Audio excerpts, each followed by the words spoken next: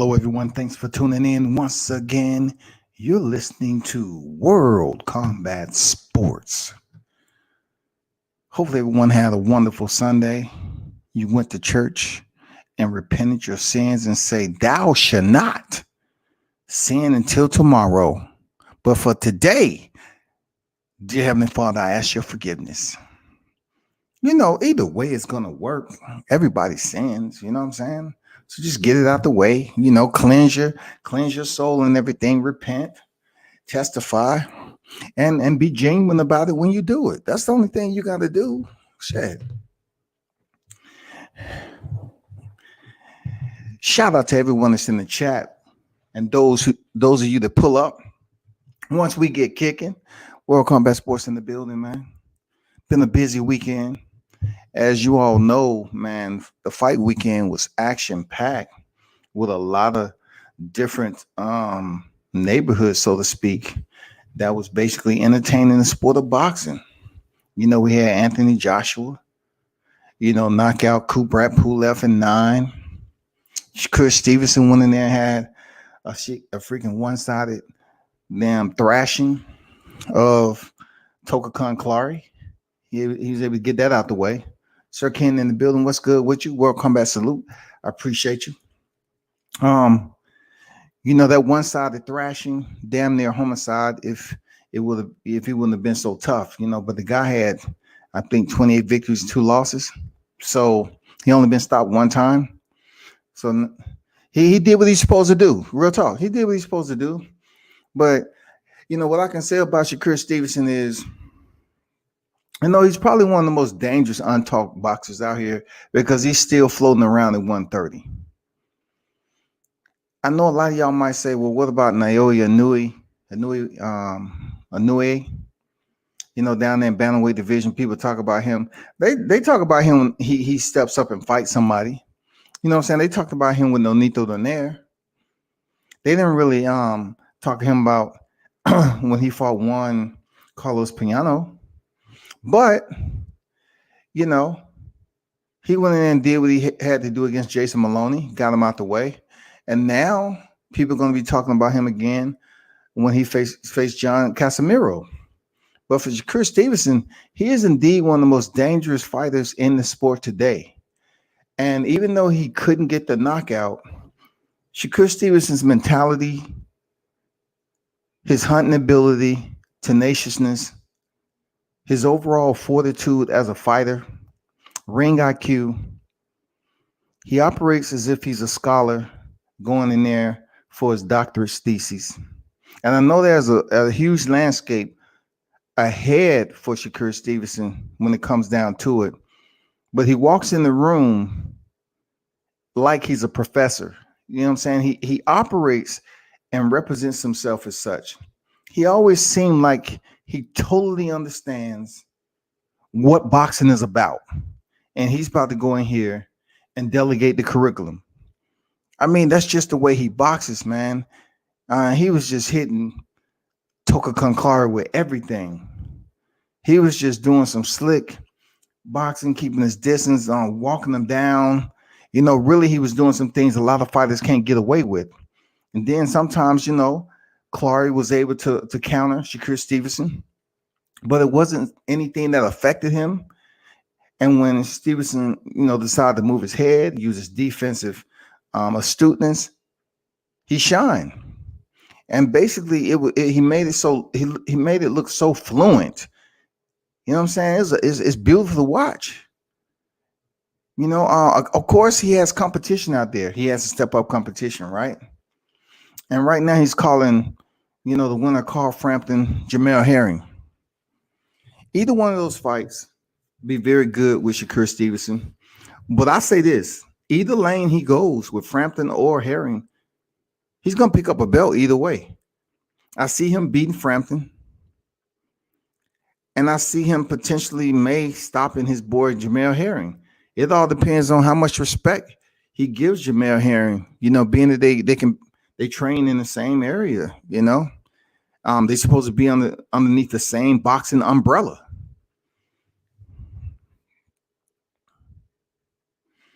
What's going on, Dominique? How you feel, bro?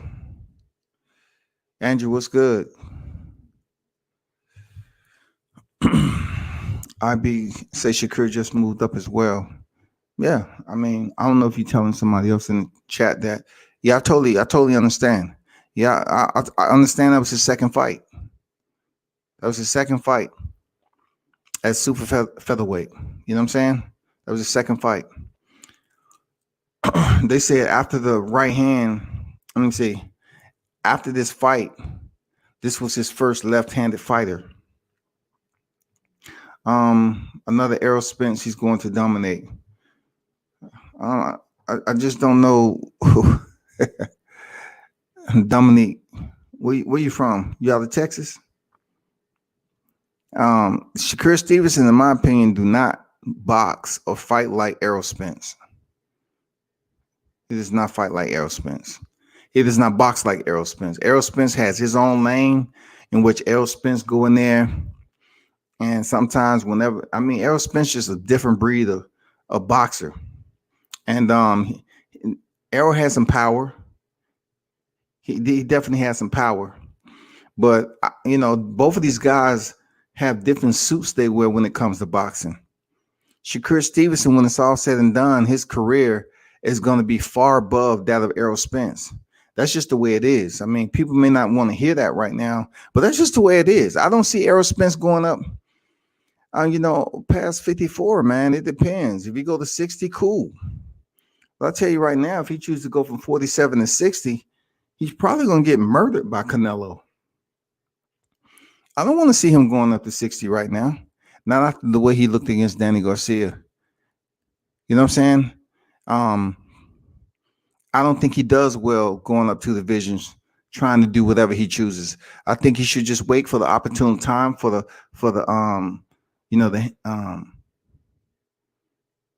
for his boy Jamel Charlo to vacate after he unify and become undisputed.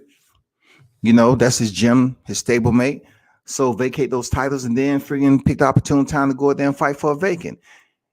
Like I said before, I believe Errol Spence going to 54, he will pick up a belt in his first fight because he will compete for a vacant title. Real talk. That's what I believe. I mean, it'll be a fool not to set him up for that. But the fighter I wanna just touch bases on a little bit more is Shakur Stevenson, because I don't know if you looking at the thumbnail or not, but this is where it's all began. Bowling Street Recreation Center.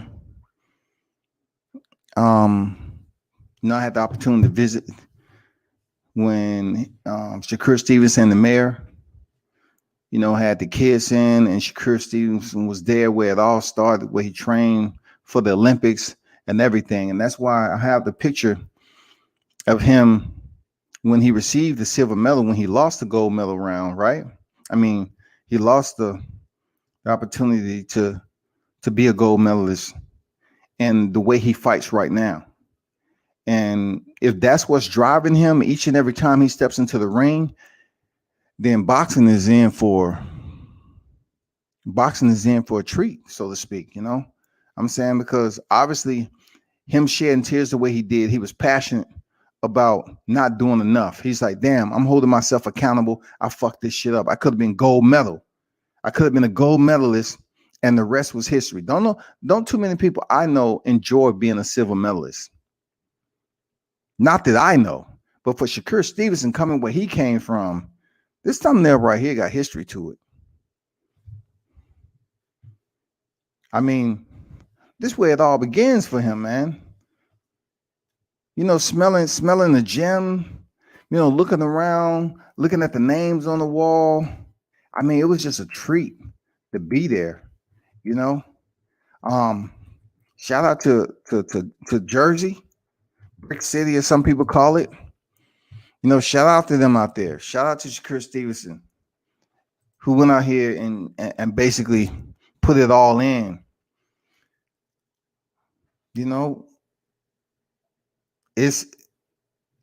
I can actually say it was special for me to see Shakur Stevenson, Joshua Greer Jr., the mayor, out there with the kids, teaching them how to hit the bag, signing autographs, intermingling with the kids. You know, if you go on Google and see a lot of the pictures out there, you know, of the Bowling Street recreation, a lot of those pictures are mine. You know what I'm saying? When they went out there, I know they don't, you know, like using other people's shit. But goddamn it, I was there. Shit, there's a lot of these pictures of my pictures. But man, Shakur Stevens is an absolute goddamn a lion, man. I don't want to consider him a lion because lions are lazy at the end of the day. But he's a special boxing star, man. The way he went in there and basically imposed himself on Toka Khan Clary. And not one point did it seem like whenever Toka Khan connected on Shakur Stevenson, he had to, you know, let me adjust, let me readjust, because now he's getting my timing down. No, he was just walking them down like it was sparring. That shit was like it was fucking sparring, y'all. He wasn't even goddamn worried about shit, bro. Like he went in there with whatever he did, when he wanted, how he wanted, and he's like, Toka, you got to do something about it, bro, because this is a wash. This is an absolute wash right here. So you really got to do something about it. But you know, that's where, you know, that's what this thumbnail means so much. Where I put it together. Him, you know, coming out the Olympics, where he's at right now. I'm just waiting to the right time. But man, I got a video of what I did inside of the gym when nobody was there.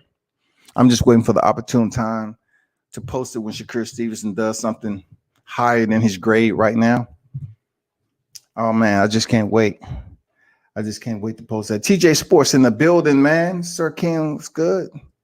I mean the same swagger. Okay, they both have that game pedigree. Absolutely. Errol and Shakur Stevenson absolutely have game. They are game. Period. He needs to face and defeat Crawford first. Yeah, man. TJ Sports say great performance last night by Shakur. How many times you gonna change your name there, TJ? What's going on, man? Yeah, I mean, are you making these decisions after the fifth to sixth shot of Grey Goose? If that is indeed the case, man, you know, I'm gonna tell you, like, I understand either or. If it's you know, you put TJ on the end.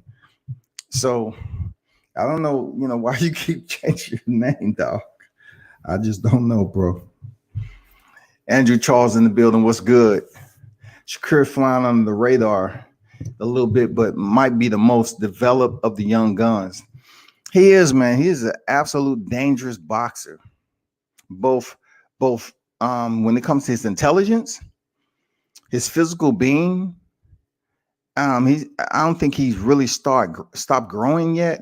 He still has a lot that you know, his age has to contribute to his physical stature. You know what I'm saying? Roy Jones said last night, it's according to who his freaking nutritionist is. You know what I'm saying? Who's going to be his nutritionist? Because if his nutritionist is right, then guess what? He might do like Pacquiao. He can go, you know, multiple divisions. And you know, we can't say it's going to be 8, but look where Manny Pacquiao came from all the way up to where he is now.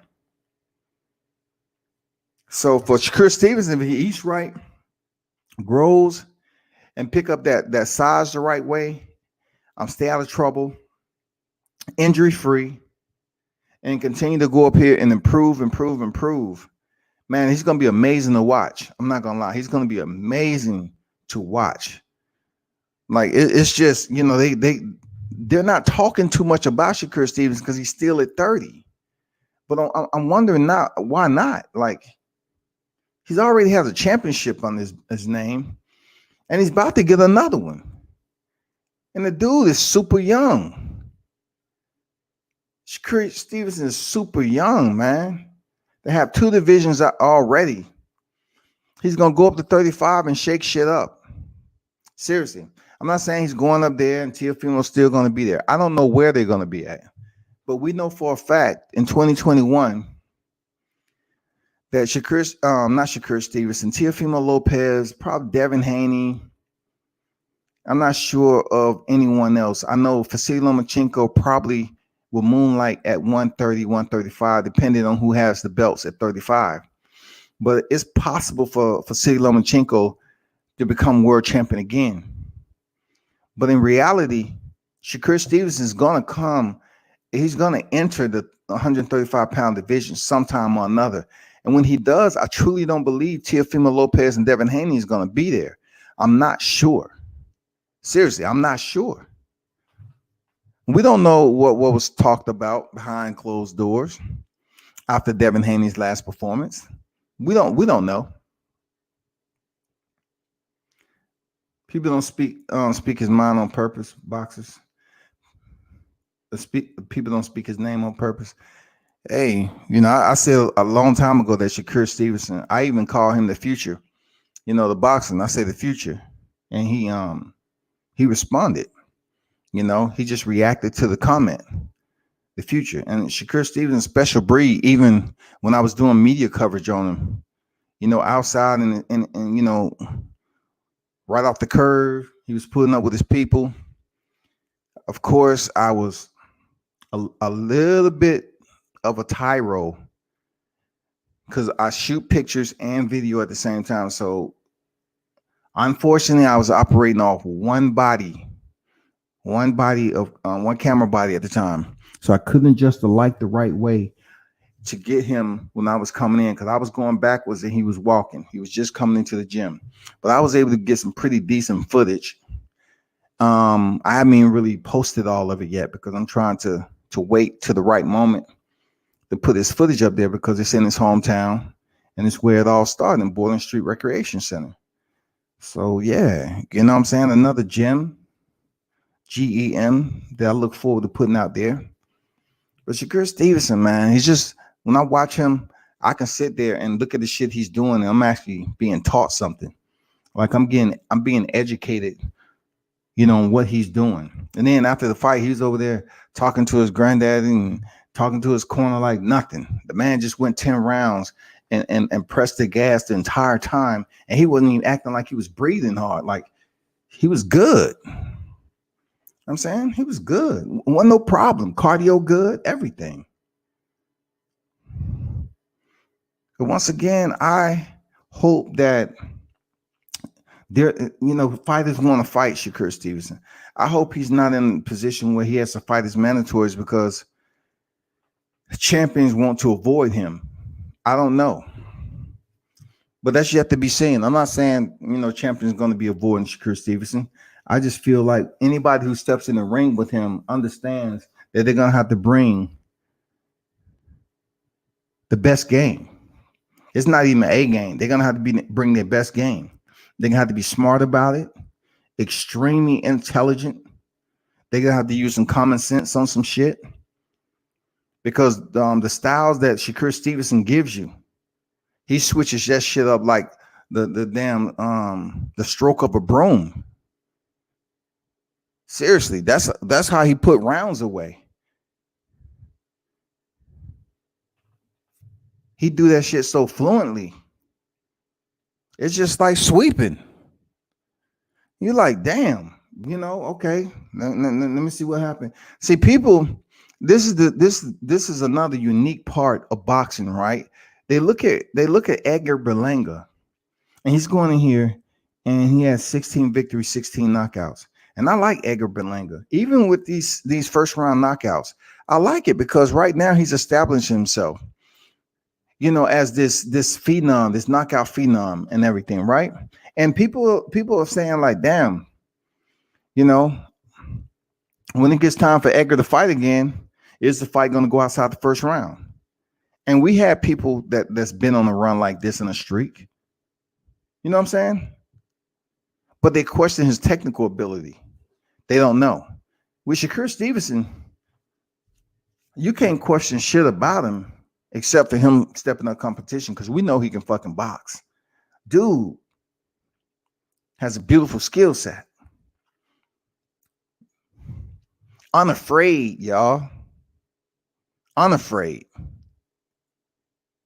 You know what I'm saying? He has the right tools. And the primary tool that he uses most often is his brain. His whole entire thought process on how he split the ropes and go in there and get the victory. Shakur is one of those guys when you turn to the index and you find out, okay, he's went the distance. You look at those fights, he's went the distance, and he's absolutely dominating in a lopsided affair. So mostly when that happened, people say, "Oh man, he ain't gonna go too far. You know, he's going to this. He don't have no knockout. He does have knockout power. He can stop you whenever he choose like it, but choose to do it, I guess. But he isn't one of those. You know, when it comes to Errol Spence, I can link him up that way. I don't see Shakur Stevenson having that knockout power, but I would say he has more power in a sense on how he places his punches. And I would say he has more than Devin Haney. You know what I'm saying? I think he even has more than Vasily Lomachenko. I think Teofimo Lopez hit harder than Shakur Stevenson. That would be a damn good fight to see. But I truly believe that, you know, he come back from cambosis, and I'll be hard pressed to believe that he stays down at 35. I don't know. But either way it goes, Shakur Stevens is going to be in the back door sooner or later. After he pick up that strap, he says in one breath he says he's going to be at 134 a minute. He wants to unify. So let's see if he's able to attempt to unify the division. If he plan on consummating every belt, let's see if it happened. If not, he'll pick up 2 belts. I don't know, 2, 3, whatever. You know, Jojo Diaz, he still has the fight coming up with, you know what I'm saying? I mean, come on, man. It's some good fights there. So I'm looking to see how long he's going to stay, and then before he moves at 35, because, oh, man, that's going to be crucial. When Chris Stevens get to 135, it's just going to be crucial, man. I believe Gervonta Davis is still going to be there. You know, floating back and forth between 30, 35. He's still young. Will we get to see Shakur Stevenson, Tank Davis? We was talking about that, right? And you know, a lot of people believe that Shakur Stevenson would just box the shit out of Gervonta Davis. And I have to make them aware. I have to put this APB out, right? All Points Bulletin.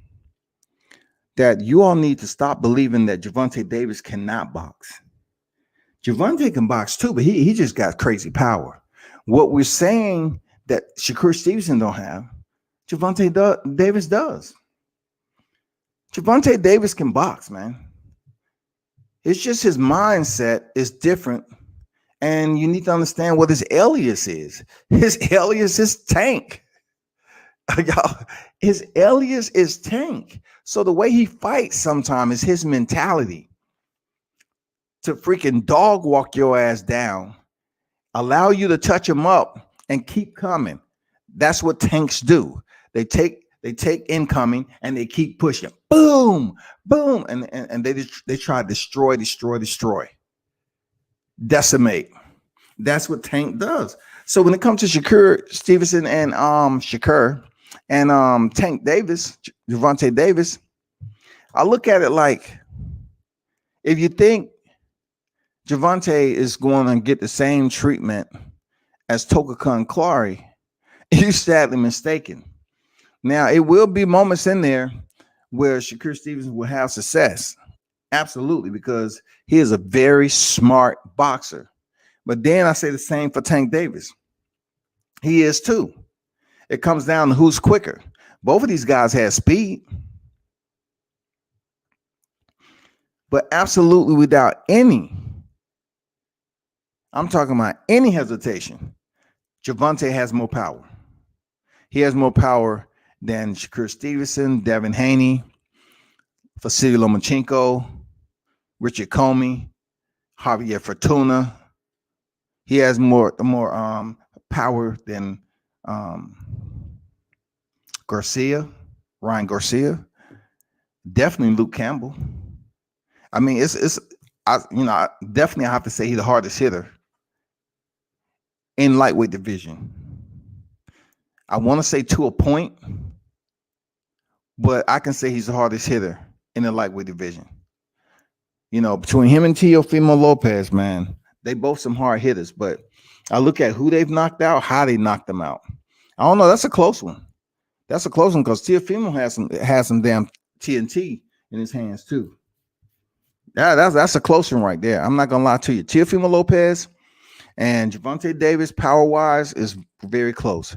But I believe if Shakur Stevenson has the right nutrition to build him up properly, after he basically relocate from the 130-pound division, whether he chooses to get 2 or 3 belts, once he enters the 135-pound division, I believe he's gonna force some of these fighters. If Teofimo Lopez has vacated the belts already, and you have all the primary players that was up there while Lomachenko had the belts, when Teofimo took the belts from him, and then when he left the division, it's going to be very interesting because not only are you going to have Shakur Stevenson, but if Devin Haney's still there, he's going to be fighting for the belts. Also, Vasily may come back and try to fight for the belts. Richard Comey, Javier Fortuna, Luke Campbell, Ryan Garcia, of course, Gervonta Davis. Everybody's going to be vying. The 135-pound division in 2021 is hot. It's super hot, man. Shakur flying on the radar a little bit, but he might be the most developed of the young guns. People don't speak his name on purpose. Shakur looked good, and Joshua finished strong. You see, they robbed your guy, felony in BKFC. Hey, you know when they see freaking, I can't talk about them right now because I don't want to get off subject. I have to wait till the end. But yeah, I seen that. I saw the video where Tank dropped another 147 pound in the gym the other day. You see, one thing about people who haven't seen Tank box in person, but they just seen him on TV, is that you're missing out on how he really works. Like Tank Davis is one of those freaking, game species that hunt off smell, and he won't stop until he gets a hold of you. And once he does, sometimes, I'm not saying Tank plays around with his food, but it almost seems like he wants his opposition to return, to retaliate, to try to fight him off, so he can just say, you know what, you don't have enough. You don't have enough. What the fuck you doing? I'm still coming. I'm here. No, I'm still here. I'm gonna stay here. While he's steadily punching you in the face and keep coming, and he might have a hiatus where he don't throw any punches, and he won't, just like he did Leo Santa Cruz. So he wants you to, get off some combinations and see that the combinations wasn't effective. And he keeps walking you down. Pop, pop, that jab come out there. And then, they get mad. Okay, it's time for me. Time he gets that energy from you to respond immediately, that's when he shoots that uppercut. Bop! He shoot that hook to the body. He starts setting them traps, those responsive traps.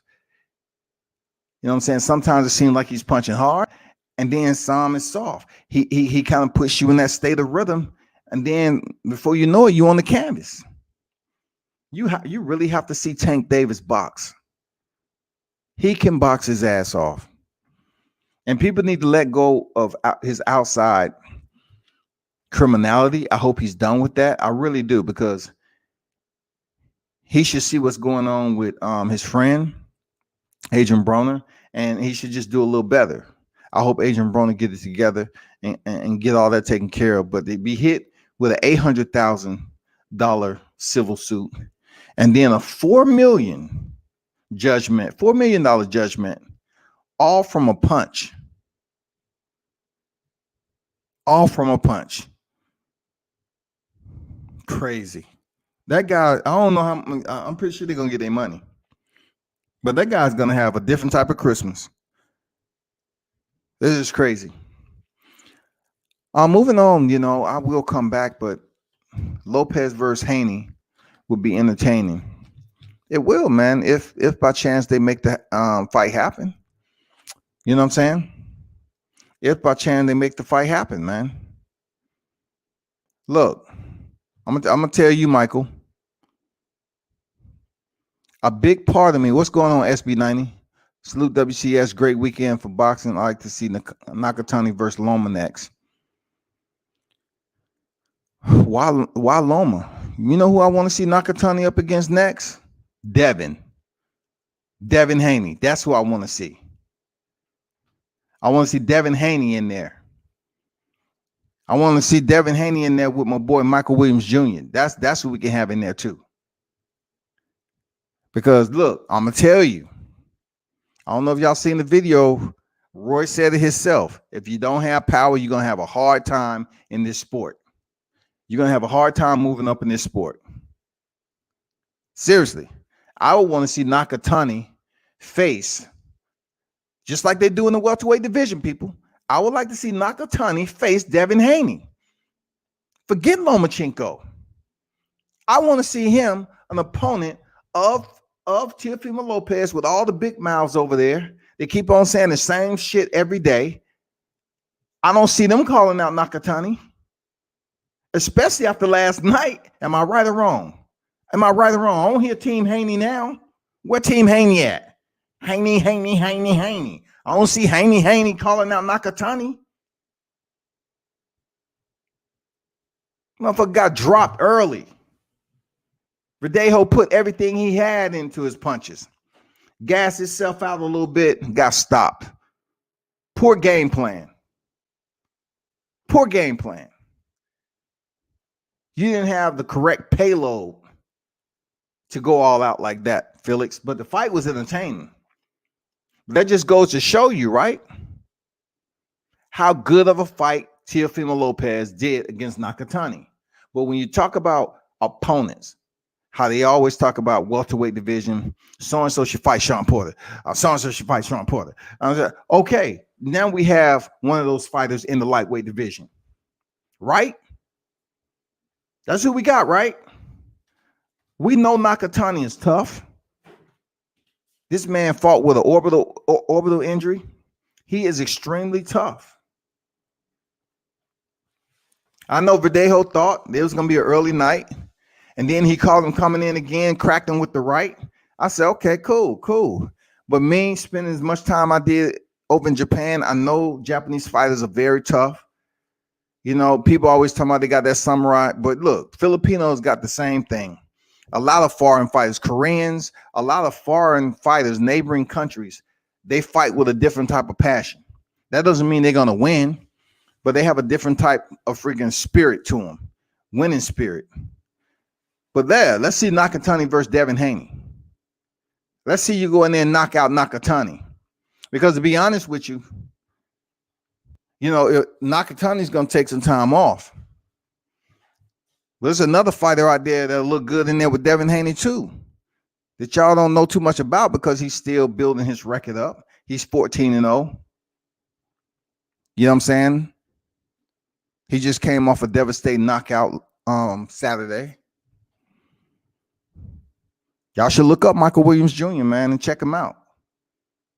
He can box his ass off, man. And y'all definitely need to understand Devin Haney can do the same. These two got history together. They've been trained and grew up around, from the same boxing garden throughout the years. People know one another, and they know it'll be a tough fight. And people think I'm just saying certain things about that. I'm not. I'm just keeping this shit in my own opinion now. You don't ever hear me saying facts on the end of opinion. My opinion is, for one, the person who suggested, Haney should fight Lomachenko. That would be a good fight, okay? But where does it mix up in the game plan to bring closer Undisputed? If you're going to push the shit up in the welterweight division that Crawford should fight Sean Porter, then let's pick up one of the toughest opponents that Teofimo Lopez has had in recent. It wasn't Richard Comey. It was the one right before that. So let's get up Nakatani, Masayoshi Nakatani, and say, Oi there, Dantagata. Have him face Devin Haney. That'll be a good fight. You know, because you want to talk about height. Oh, he watched Teofimo Lopez. Well, guess what? Put a thumbnail up and start talking that Nakatani. I bet y'all don't want none of that Nakatani work. I bet you don't. You don't want that Nakatani work. You know Nakatani would be an absolute problem. They don't want to see Devin Haney, a black boxer, get stopped by a Japanese. They don't want that. They definitely don't want to see him get stopped by Michael Williams Jr.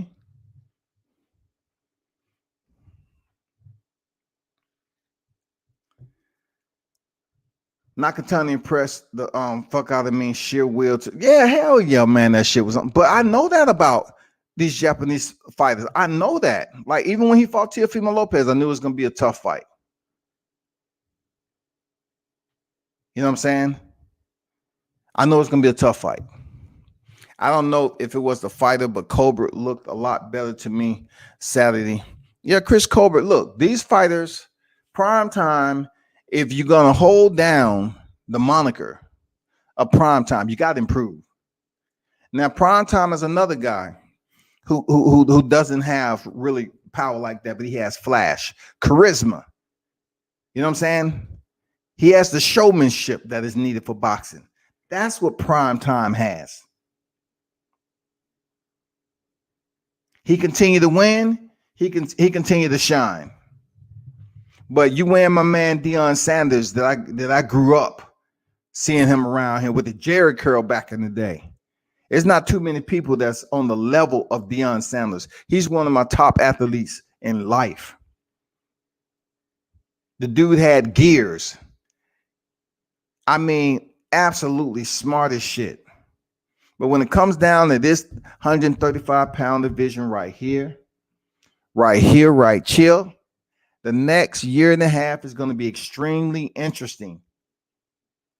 I'm telling y'all, Nakatani was supposedly had a head injury. You know, Lopez Jr. said he had a head injury from his son. And then all of a sudden I hear he's coming back and fight Felix Verdeo, you know, about a year. I was like, so where's this head injury at? Unless you was exacerbating, you know, the injury. So him getting up from 2 knockdowns, I haven't heard no bad news yet, but I would assume dude is ready to move on. And Nakatani versus Devin Haney. Let's see how you do against an opponent that you're trying to face right now. Let's see how you do, because Teofimo Lopez fought him to get to the champion in Richard Comey. Why don't you fight him and then fight Teofimo Lopez next? Let's see how Devin Haney does with Masayoshi Nakatani. Let's see how that works out, because I'm tired of certain people pulling narratives and talking around certain tough fights when they're not talking about what those individuals was talking about when other fighters was talking, when other fighters was stepping in the ring, like a Teofimo Lopez. If Teo got his ass whooped, he won, and he went on to damn smash Richard Comey in 2 rounds. So look, let's see how Devin Haney does against Nakatani, because we know he a threat. Nakatani is tough. He is absolutely a problem for Devin Haney. Devin Haney has no power. Very astute boxer when it comes to the game. Very, very smart, very slick. But his realization is the fact that you cannot go to Amazon and purchase boxing power. I don't care if you order that shit FedEx, motherfucking Priority. It doesn't matter how quick. You cannot order it. It won't get there any faster. Tony Boswell in the building. Salute to you, my brother. Always appreciate your support. Had to stop in and show support. Much respect, World Combat Sports and the chat. Appreciate that, Tony Boswell, all the time, man. Run the real ones. Believe me, I'm going to remember. Know that. I appreciate you. Hope everything is going well out there and the shift works, man. I know how you're feeling.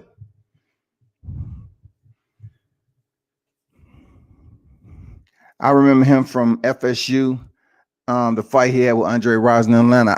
I seen Andre Rison too, man. You know, appreciate you, Tony. You see him all the time too, man.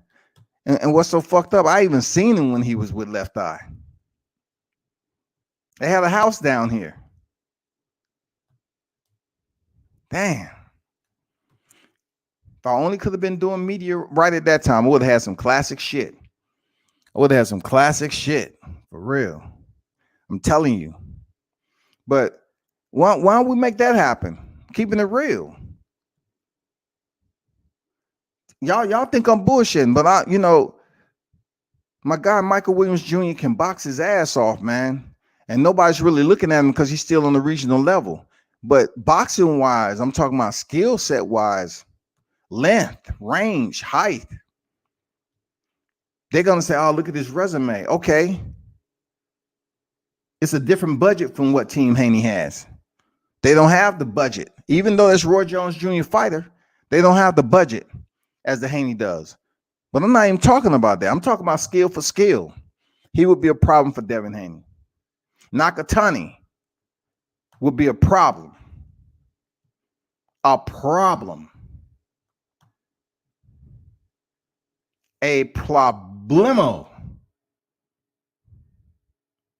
Seriously. But what y'all need to do is tell them to go put up a thumbnail about that and say Nakatani. I bet they won't call out Nakatani versus Devin Haney. They want to fight an old ass Yurkish Gamboa because he was in there with Tank, right? I bet they won't call out that young samurai sword to come goddamn cut some shit up for some rounds. I guarantee you that. That's all I'm saying. When you're trying to get to the undisputed title in Teofimo Lopez, you need to do something, or you need to fight a common opponent, just like they do in the welterweight division. They want Crawford to face Porter. They want Porter's like the only one, but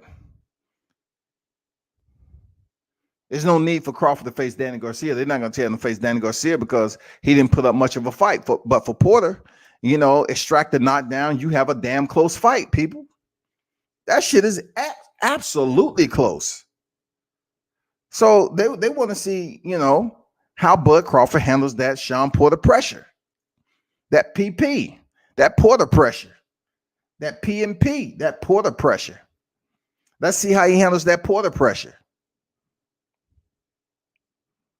But at the end of the day, people, at the end of the day, I will say this with no hesitation whatsoever, that y'all need to hold Errol Spence accountable for not wanting to face Terrence Crawford. Terrence Crawford will beat Errol Spence. I know that's a debate forever and a day. You know what I'm saying? The last time I was here talking about that, it's not there live today. But I don't have a problem. I don't want to hear shit about Kell Brook, this, Lamont Peterson, Chris Algieri, Sean Porter, Danny Garcia, all this, resume that. I don't want to hear it. I want to know which is the next lightweight. You got to exclude Teofimo Lopez. He's going over the stray to get a bag, a heavy ass bag. So let's talk about everybody else collectively that's in the fray to match up. Javier Fortuna, he was able to get a stoppage. What's next? We're still waiting on Ryan Garcia, Luke Campbell. Ryan Garcia is growing on me.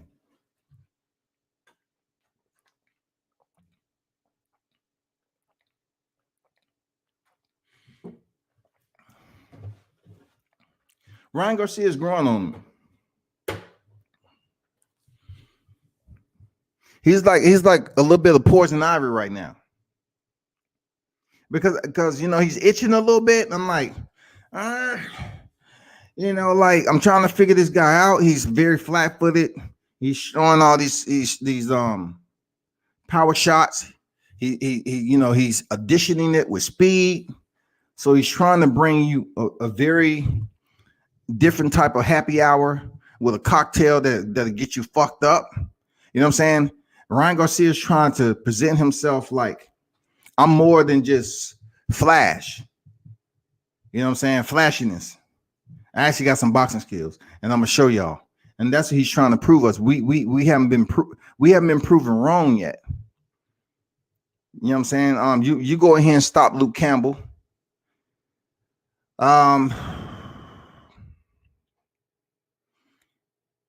You stop Luke Campbell. I mean, if you go in here and stop Luke Campbell and do it better than Vasily Lomachenko, okay, so be it.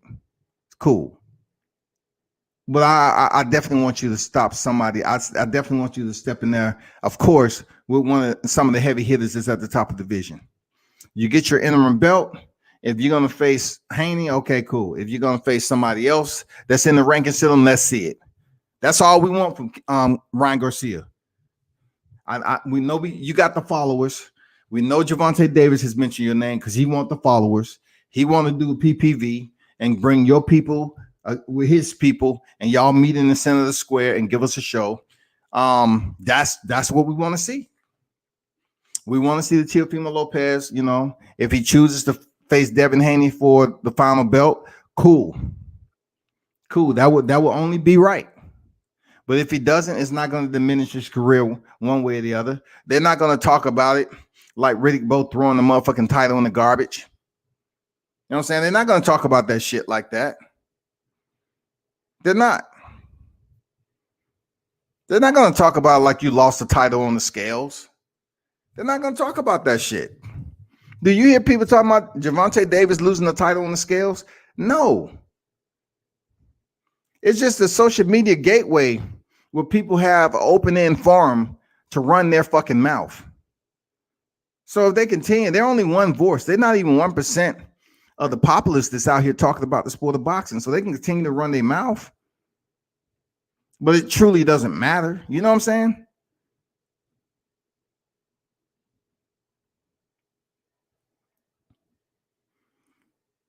But it would be good undisputed. I'm not going to lie. It would be good undisputed. But in between time, let's not play like Devin Haney got this astounding record. Let's not play that his record is better than Teofimo Lopez. Let's not play because you don't have a pound for pound fighter on your record. Let's not do that.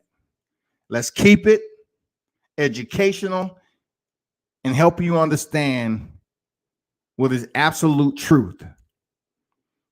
Just coming off the Fredo Santiago decision, then your Yokis Gamboa. You can't just dog out Crawford for putting in work against Gamboa, but elevate that shit when it comes to Haney. No, you cannot. It doesn't fucking work like that over here at WCS. You cannot do that. You can't downplay and dilute Crawford's actions and performance against Gamboa, but yet you elevate it against Devin Haney, who went the distance. I don't give a fuck what color he is. I know what color I am, and I know what color he is. I'm MEDIA. I'm BOXING MEDIA, boxing media, MMA media. That is why you don't see a lot of personalities from different dropping over here boxing media. They want to get to the ones who actually latch on to them and show them that Thanksgiving love, that once a year love. Hey, thanks for dropping by. Appreciate what you said about my son. I appreciate you. I really do. I thank you. So you hear them talking. But reality is the potential 135-pound lightweight division is incredible. The wick is so long, man, to keep that shit burning forever in 2021. There's so many super fights out there for the 135-pound lightweight division. Devin's lack of true punching power is going to put a ceiling on his potential. Say one more again. See, that's say one more again right there. That's my line. Say one more again. Devin's lack of true punching power is going to put a ceiling on his potential. I like Haney, but he's going to be a notch on someone's belt when his next 2 to 4 fights, in my opinion. Hey, check this out. You don't have to say you like him. As grown adults, this is social media. We're basing and delivering our opinion on what we think. That doesn't mean you don't like someone. It only becomes something you don't like when you start getting personal. When you know they can box, but yet you're saying, no, they can't do shit. That's when it's the not like, when you start talking about their family. That's having a dislike for somebody. Oh, they ugly. They ain't shit. That's dislike. The shit you hear, from other people who don't care. But once again, when you float over there live chat, ask them in the face and get that Nakatani in their language. Hi. I'm not sold on Garcia yet, to be honest. I agree with you there, Mike. King Mitch in the building. What's good?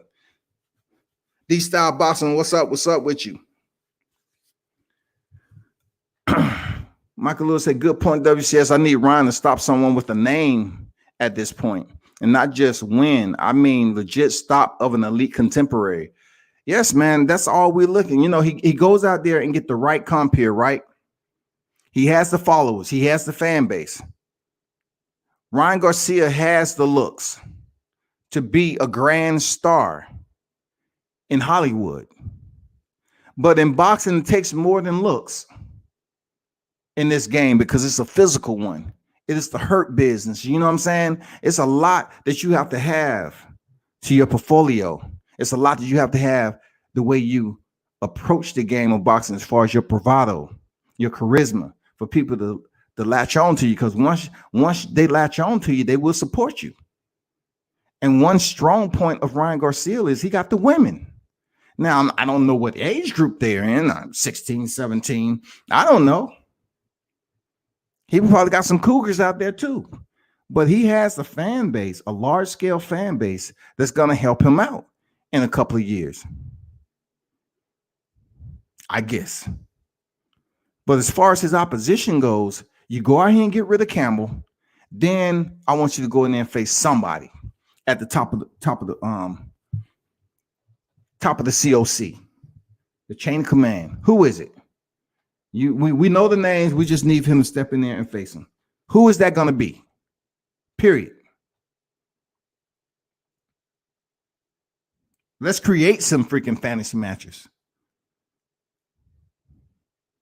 because it's enough names in the lightweight division for us to really have a full stage come 2021.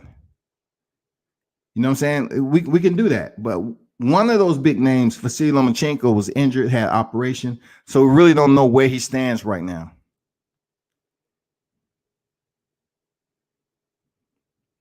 But there's some other names out there that's reputable. Lenar's still out there. Let's see who steps up. Campbell would test Ryan and may beat him. The way I seen him fight Vasily Lomachenko, even though he was dropped in the 11th, I believe. I said, Luke Campbell is pretty good. He's pretty decent, but I don't think he's willing to take that risk to defeat Vasily. You know what I'm saying? I'm curious to know how much risk he's willing to take to deal with the repercussions. And every now and then he was taking the risk, but it wasn't enough. So he did show some heart, some cojones to rise up and make it to the final bell, just like Nakatani did against Felix Verdejo. Would you believe me if I told you that I didn't think Felix Verdejo was winning that fight? Even after he knocked Nakatani down the first round, I'm looking at how this dude is loading up, right? I say Verdejo is not going to last. Nakatani, when he stood up, I believe after after the first knockdown, I believe. And Felix was just sitting down on his punches, just going for broke. And Nakatani, you can tell he was just settling in, redialing, recalibrating his focus, man. He started trying to see what Verdejo was trying to do. He started just calming himself down. And even the announcer said it. It was like, well, Verdejo's finding out that Nakatani's pretty strong. So now he's just selling in box. Yeah, no shit. Yeah, you're selling in the box because Nakatani is basically not moving as sporadic as he was. Shit is slowing down for Nakatani. Even though he got caught with the right hand again, shit was slowing down for him. He was seeing it. And now he was starting to put his shit together. He just had to shake up the cobwebs, man. And that shows the grit of a true warrior right there. So since Teofimo had issues with Nakatani, now people totally understand why. You can't say that Felix Verdejo was trash. We all know Nakatani can motherfucking box. And he has heart. So guess what? I want to see some of the other big names up there fucking with Nakatani. I else you ducking. I want to see some bigger names fuck with Nakatani.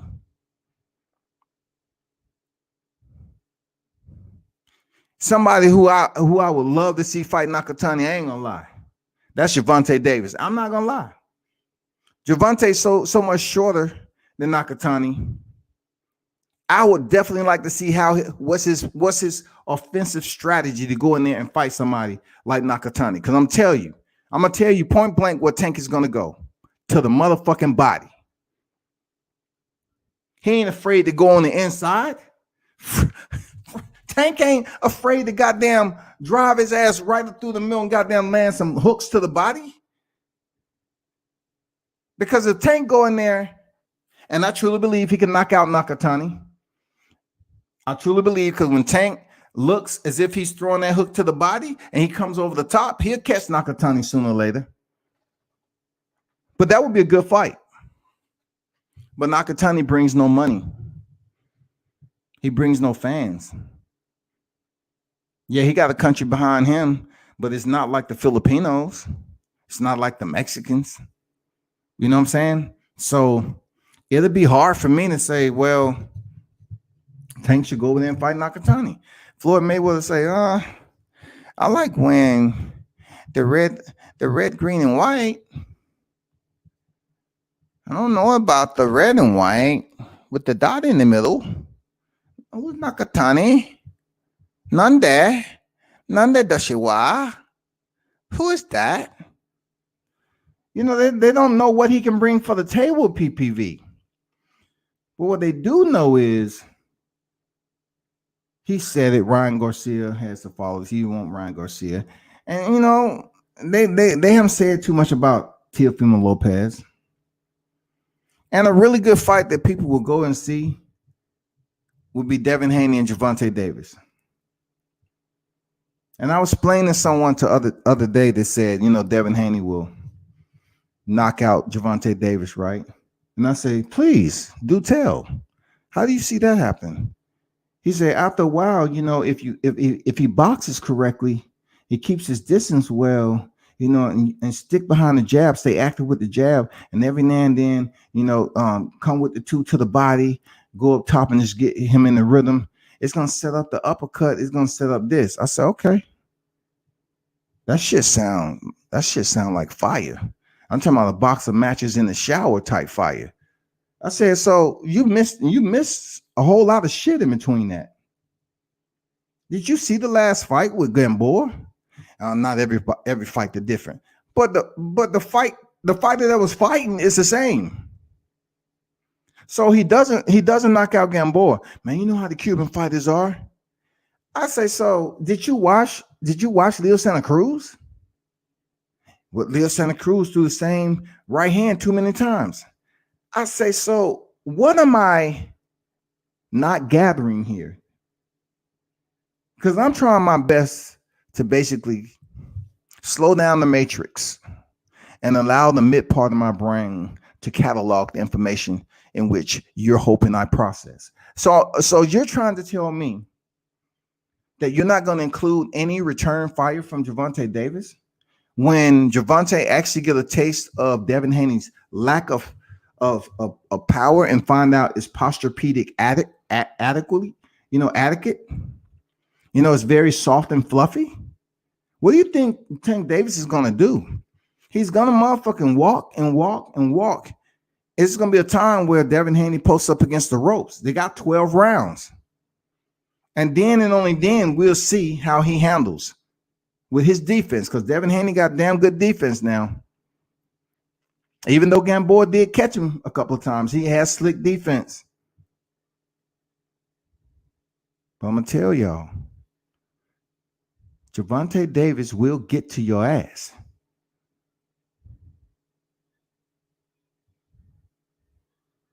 I've seen him box in person several times. I've seen Gervonta Davis land, and I've heard the shots that he's landed in person. I've heard him warm up on the mitts. Gervonta Davis is a different type of dude from Baltimore. A place of old stomping grounds to me.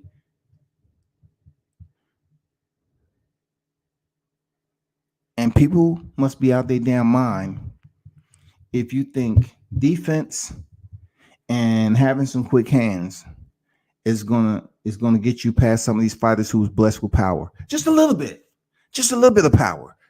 Just a little bit of power and some good speed. Because Devin Haney has good speed. So at one point, Paulie Malignaggi did too. Corey Spinks was able to get away, but boxing has changed a lot. You know what I'm saying? So just like Roy Jones was talking about, Corey Spinks was one of his best that didn't have any power, but he was able to come undisputed. You know what I'm saying? Corey Spinks, of all people, he can dance his shit. You know what I'm saying? But he didn't have any power to make a motherfucker think twice, 3 times of doing the same shit to try to get in on him. No, they knew, okay, let me do this. He had good movement, though. I love the way Corner kept Nakatani calm.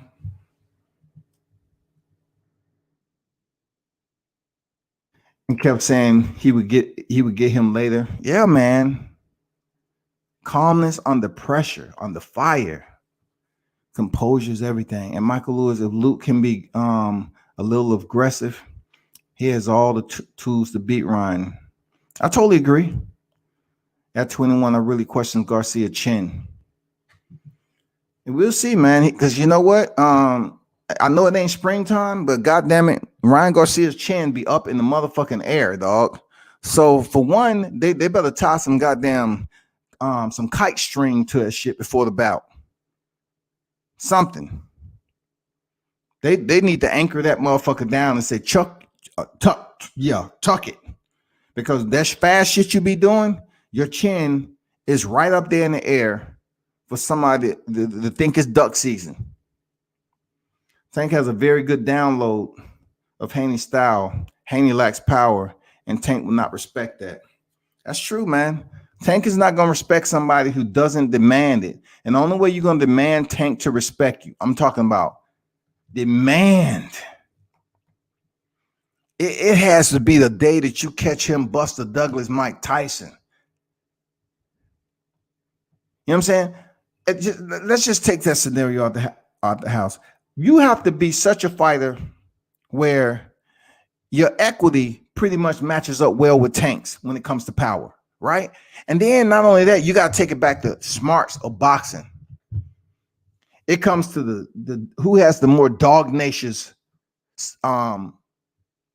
durability in the fight.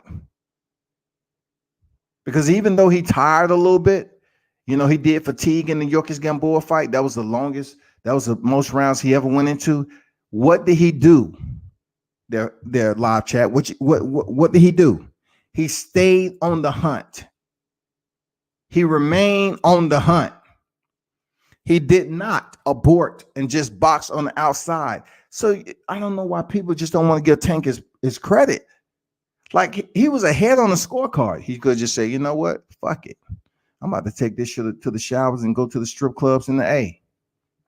He still went for the damn knockout on Gamboa in the 12th round. He still did, just like Crawford did on Jose Benavidez. Still went for the knockout.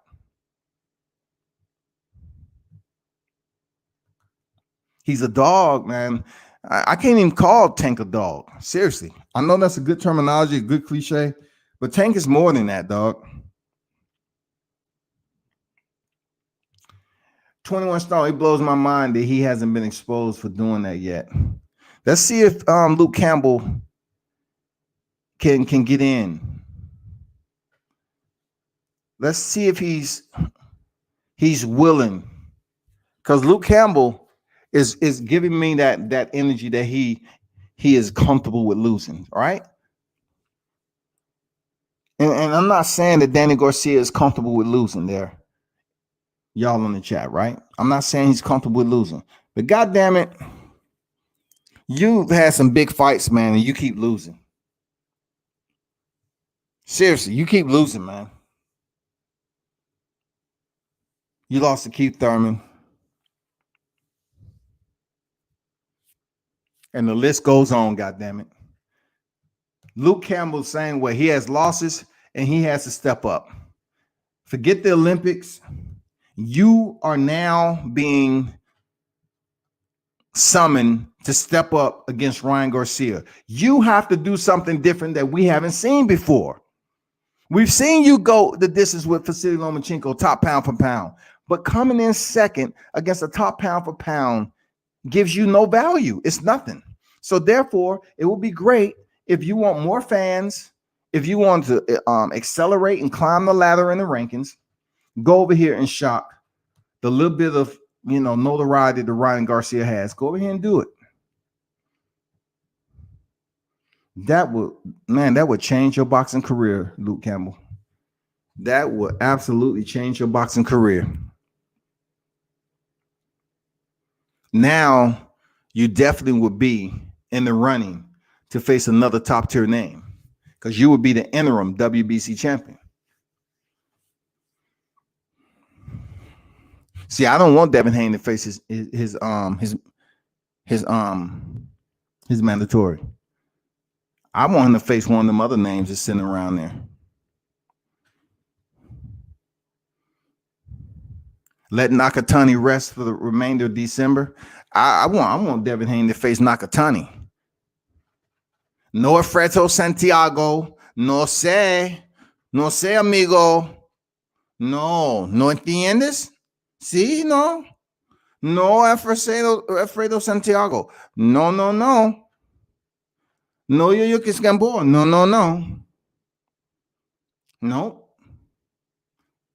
Nope. No Mickey Ward. No Emmanuel Augustus. No Ricky Hatton. No Ezra Charles. No. Stop trying to get all the old guys. We need for you to face a young hitter in the division that we know is tough. So the same big mouth that was giving you all that credit, have him call out Nakatani instead of calling out the same person every day, which nobody don't want to hear. Absolutely no one want to hear that shit. No one wants to hear that. And sometimes be careful what you ask for, because you think you're just going to go in there and damn outbox Teofimo Lopez. Good luck. Good luck. You better off proving that you can beat someone he's already stepped in there with. And then, and only then, Teofimo should consider you for fighting for all the undisputed. But he's about to face Kambosos. But guess what, Devin Haney? The smoke is going to clear. Your next opponent is going to say a lot about what you're trying to do in your career. So you better go ahead and call up Michael Williams, make that fight so he can give you the smoke, because you don't have nobody lined up. You was trying to get Javier Fortuna. You was trying to, get this guy, that guy. You didn't want none of Gary Russell Jr. So now you need to find an opponent for the mid part of 2021. You definitely need to. And I'm telling you, we got one for you. We got one for you. Seriously. Let me see what y'all talking about over here. Devin has no power to make Tank respect him. Tank will walk him down. Look. W said, I would love to see Tank and T.O. two big punchers. Absolutely. We want to see a test of wheels. Shit. Yes, I want to see that. And T.O.'s my boy. I definitely want to see that fight. But there's a difference in layers. There's a difference when you split the pages, right? For me, if I'm supporting the fighter heavy, I want to go in there and see them in the heat of battle. I want to see them prove that they're the best because it makes me feel good that I'm supporting someone who's willing to take the best equipped opposition in the game. Because me, when it comes to combat sports, I wouldn't want anything different for myself if I was competing on that level. I wouldn't want somebody that was injured or coming back of reconstruction surgery. No. If Gervonta and Teofimo Lopez could ever fight, oh my goodness, y'all. Oh my goodness. That shit would be unfucking believable. It will be unbelievable. Because Gervonta got power. Teofimo has power. Unfortunately, Gervonta don't have that WBC belt. Unfortunately, he cannot unify the division with a WBA regular belt. You cannot do it. So him fighting Teofimo, the only plus that he has is to pick up all of Teofimo Lopez's belts. And then we don't even know if Gervonta Davis will get with Floyd and say, hey, is it time for me to face Devin Haney? I mean, do y'all see Devin Haney and Gervonta fighting? Do y'all see that shit happen? Pac-Man ATL in the building. What is good, man? Salute.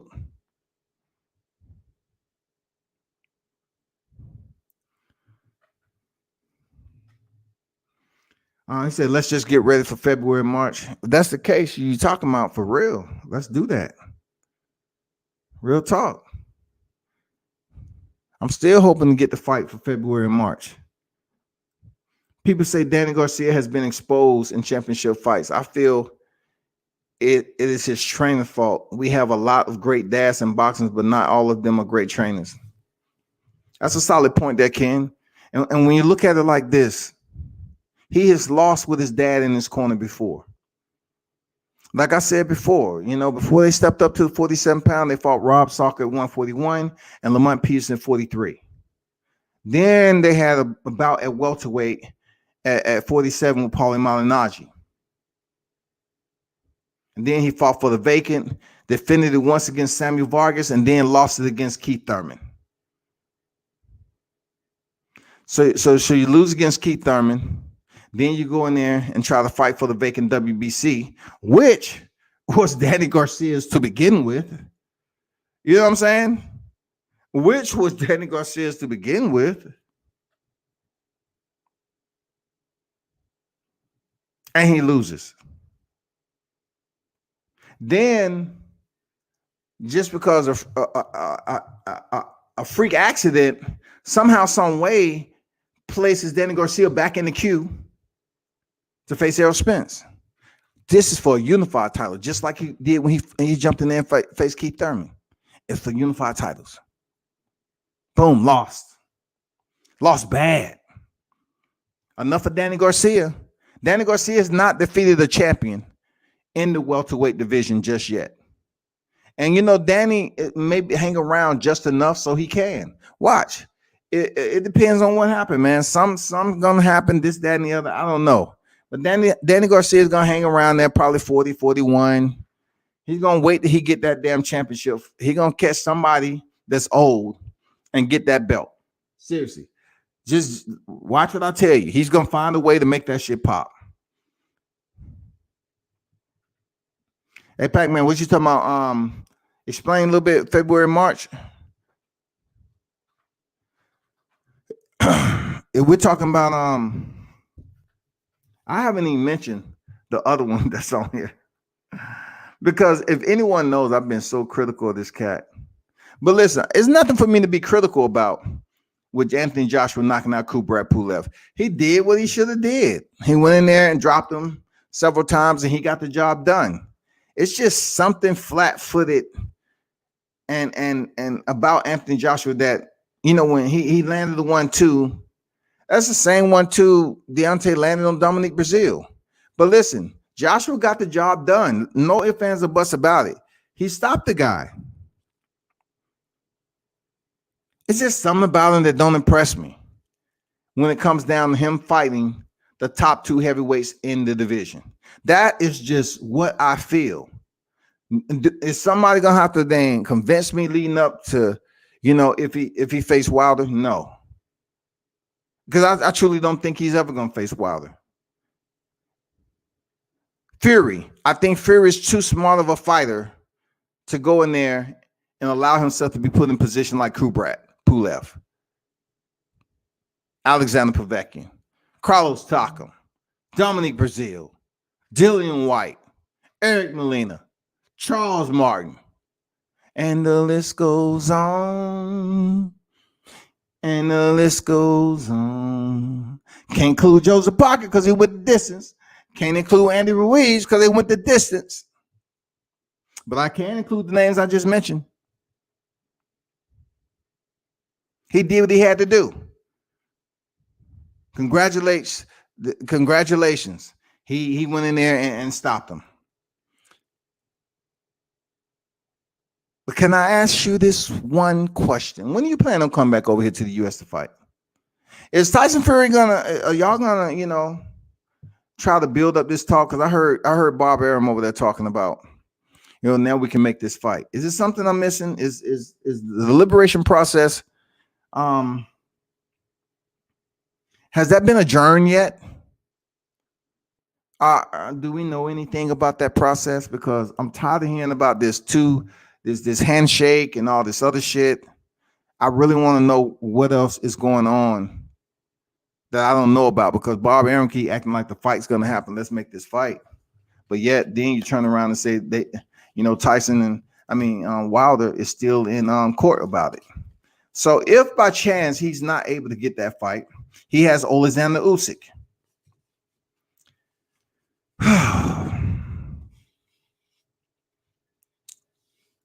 So, people, I'm gonna give you a prediction on Alexander Usyk facing Anthony Joshua. My first prediction is going to be what's supposed to happen. Alexander Usyk, in my opinion, should get stopped by Anthony Joshua. I'll say probably 6 or 7 rounds, because everything that deals with Joshua has to be around 7, whatever. He should get stopped.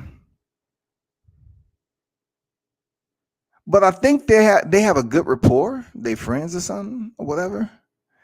So he might go the distance in a lopsided lopsided unanimous decision loss. If he likes the guy and allow the coddle him to the last round, so he won't be laying out on the canvas. But I do not see Alexander Usyk defeating Anthony Joshua. I don't see it. Especially after his last performance. He should give that man a rematch. That's what you should do. But people ain't talking about that. People are not going to say, oh, so-and-so should give somebody a rematch when you know the fight was close and you know you want to see that shit again. Give him a rematch. Now, I don't want to bring up no names of who gave who a rematch. I don't want to bring up no names, but it is some cats out there to give rematches. It's not totally a foreign language. You know what I'm saying? It's not. He has something to the effect that he is coming back to MSG in 2021. If that is indeed true there, Ken, I'm curious to know who it would be. And it needs to be somebody that'll set the place off at the MSG. You know what I'm saying? We need somebody. If Joshua is coming to the MSG, we need the right dance partner for him to set that shit off? Who will it be? You gonna get Deontay Wilder? Because that'll bring some fans. That should have sell out. Tyson Fury? We don't want to see you coming in there fighting motherfucking Robert Hellenius.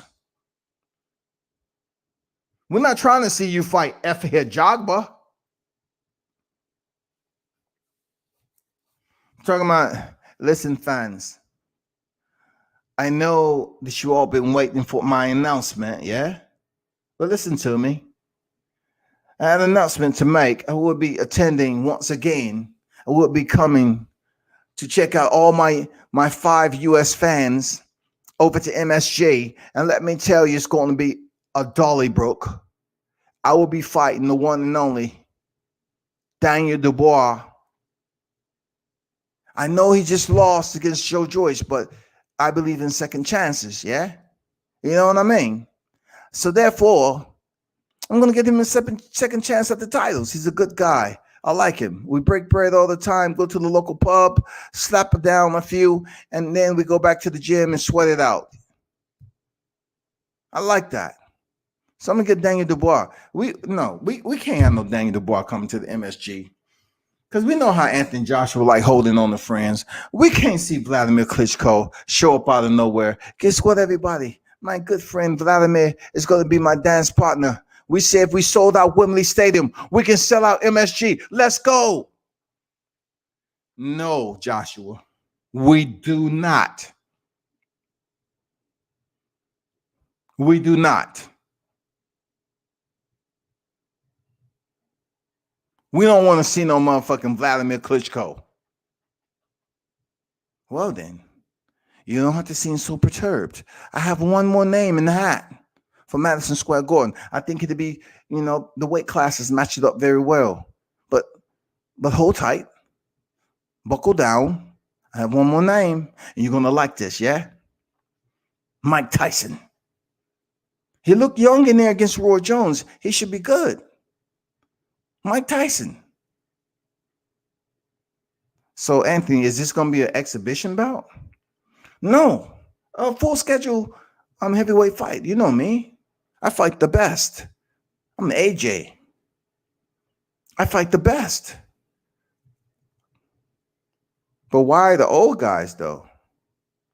You know what I'm saying? AJ's going to have to come over there with somebody who's going to spark us up to say, damn, I want to go see that fight. It cannot be anyone less than they name got to pop. The name has to pop. Pop, pop, pop. I don't want to see Tom Little, who just got knocked out. I don't want to see Daniel Dubois. You trying to give him a second chance at life.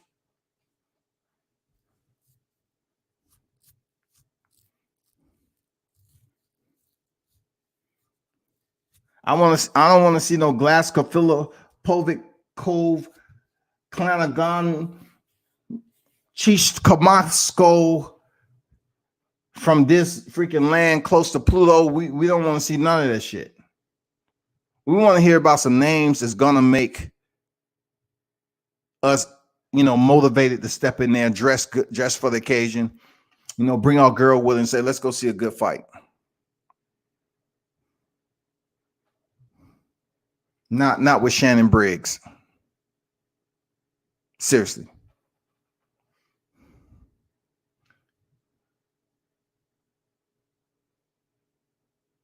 So you're saying he didn't name anyone. So I don't know what that's doing for the US fans and when it comes to Joshua. Because if you're not gonna give us a name or anything, then why the fuck we should care for you coming over here in 2021? It doesn't make any difference.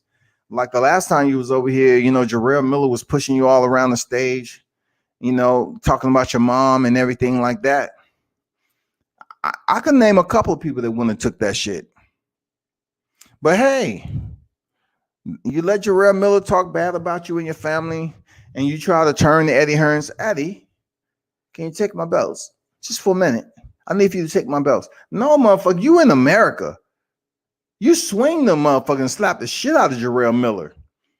You don't hand them to Eddie. Eddie looked at you like, no, Joshua, I don't hold anyone belts but my own, the one around my waist. Don't you dare ask me that. You work for me, not the other way around. You understand? He's gonna turn to Eddie Hearn and give him his belts. I'm like, it was something weird about Josh because he was trying to hand off his belts to Eddie, and then he handed his belts to Andy Ruiz to take pictures with. It's just, I never can jump on board. But I can guarantee you this: when the conversation come up between Wilder and AJ's in it, oh, my American people, my Black Nubians, my Africana, they will be so quick. First of all, Anthony Joshua is just one of those people that you just want to show the utmost love and respect for. His philanthropy work and the way he gives back to the community is just commendable on all levels. And we should set up an Anthony Joshua Day. So what he do? Philanthropy? What he give back to? I don't know. That's something they said in the UK he gave back. They be creating shit on AJ to make him look good. AJ is gonna give back 25% of his purses next. For real, for what? Why he gonna give 25% of his purse? Please enlighten me.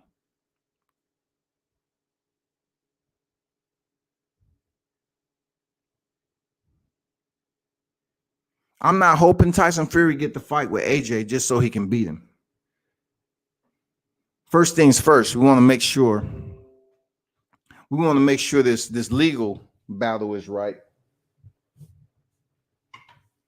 Once that is correct, and we have on that, we get to put to bed a lot of doubt in who's the best heavyweight in the game. And that doesn't include Anthony Joshua. That includes Deontay Wilder and Tyson Fury. So there you go. I'm going to leave it right there because this is all about Shakur Stevenson. And once again, I want to put this back up there because it's my content. It's my pictures. You know what I'm saying? And you're not going to find too many people out there, but I got some damn good pictures. And I have me never posted. But that right there, shawty, that's where it all started. That canvas back there, that's where it all started for Shakur Stevenson. Absolutely. That's where it all started, people. I mean, I wish he would have had a better opponent in there rather than Clary, but y'all get the picture on what I was trying to say. Where it all began, over there in New Jersey. You media guys out there, go ahead, put the church work in, man. Put your boots on. Go over there and show Shakur that love. You know what I'm saying? Go find out where that's at. Don't be scared. Go put in that media work over there. That's what it's about. I want to also mention that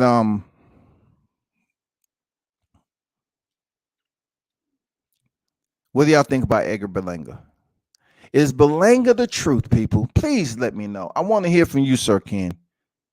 I want to hear from you, Michael. You're still in the building. Is Berlanga the truth? When I say the truth, I'm not talking about Errol Spence truth. No. I'm talking about the truth that when the gavel touches and makes that sound, you're completely confident that Berlanga is a different type of dude. And when he meets a boxer, he may present the same results. Right now, he's that guy. He has heavy hands and he has the extreme potential to do something special in the sport. Is Edgar Berlanga one of those real ones? That's what I want to know. 16-0. Look, 16 victories, 0 defeats, 16 coming by way of knockout. Edgar Berlanga. Is he the real deal? 5, 4, 3, 2, Uno? No one responded. Damn, they don't even care. All right, cool. You don't care about Edgar Berlanga? All right, cool. And my final topic, I definitely have to talk about my girl Clarissa Shields. I sure enough does. I sure enough does. I needs to talk about the new found mixed martial artist Clarissa Shields. All right, because it's important for me to talk about Clarissa Shields. All right. So she's a Jackson Wink. Let me find something right quick.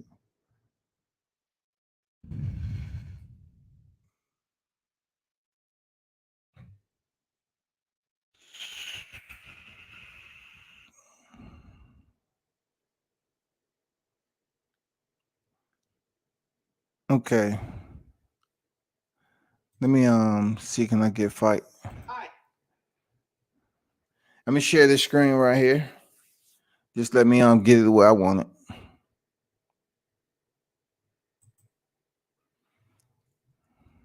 I'm gonna keep that pause because I'm gonna start right there. She gotta start somewhere. Let me share this screen right quick. Y'all stay with me, right? I'm venturing over because I gotta mention some, this about Clarissa Shields, man. We gotta break down some analytics. Break down some analytics. Okay.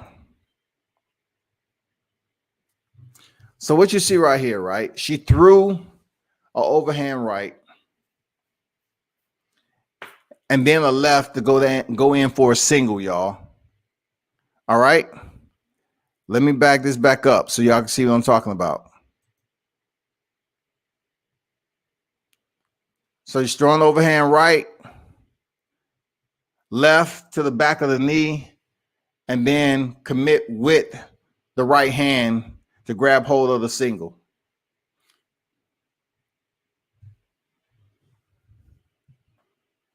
That right there is getting her used to trying to pick up her opponent in the clinch, which is legit.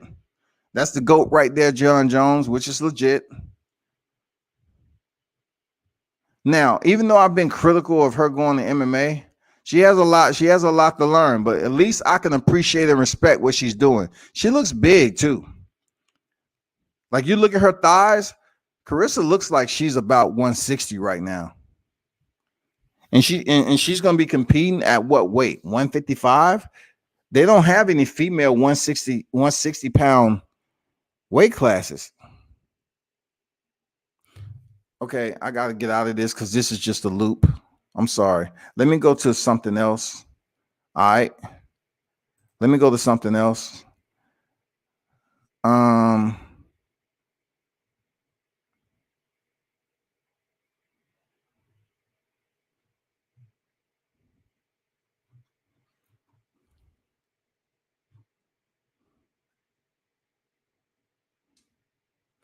Don't want that one.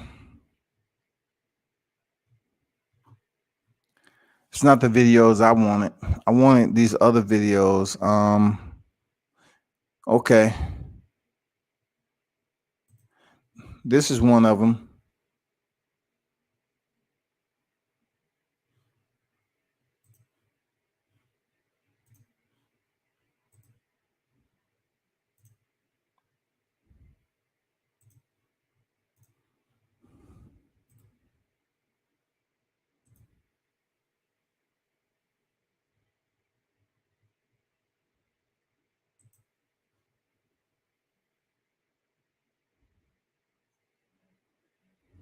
What is going on with this PC? Why y'all tripping?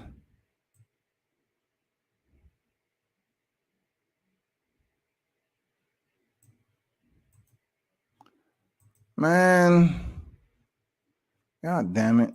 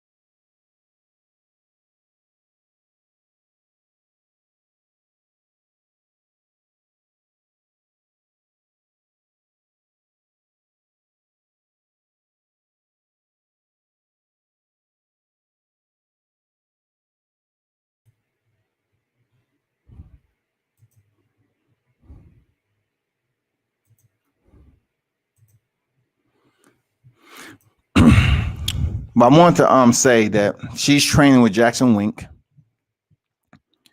and from my understanding, she's doing it the right way. And what I mean by that, she's getting with some of the best in the game, man. She's getting with John Jones, Holly Holmes, Karate Hottie. I would say that, even though she's still working to be a world champion. She has some very solid individuals around her. So you cannot work out and build up on anything. I'll take that back, because you can. Because if you're in another country, you ain't gonna be having that much fun, and they're gonna make sure they get you right quick.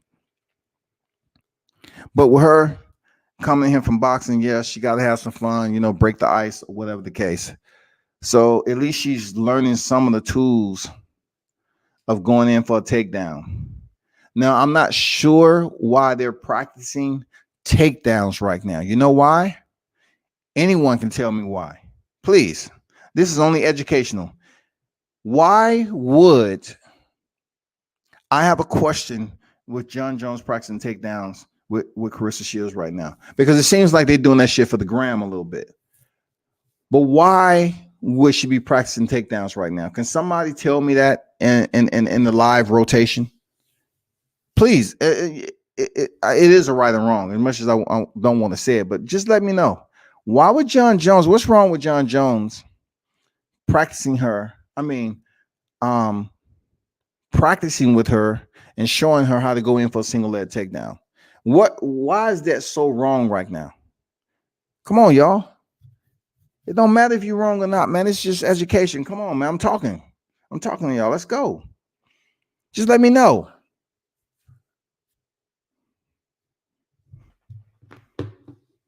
Just let me know. Why would it be wrong for her to be throwing a 1-2, not even just a one, change levels, go for the inside of the knee, step to the outside, get that single? Why would it be wrong for her to be practicing a single leg entry at this point in time? Please, just allow us to help each other. No one? Come on, man. This is a boxing MMA channel. Come on, man. Come on, y'all. I need to get one response now. Where the heavy hitters at? Let's go.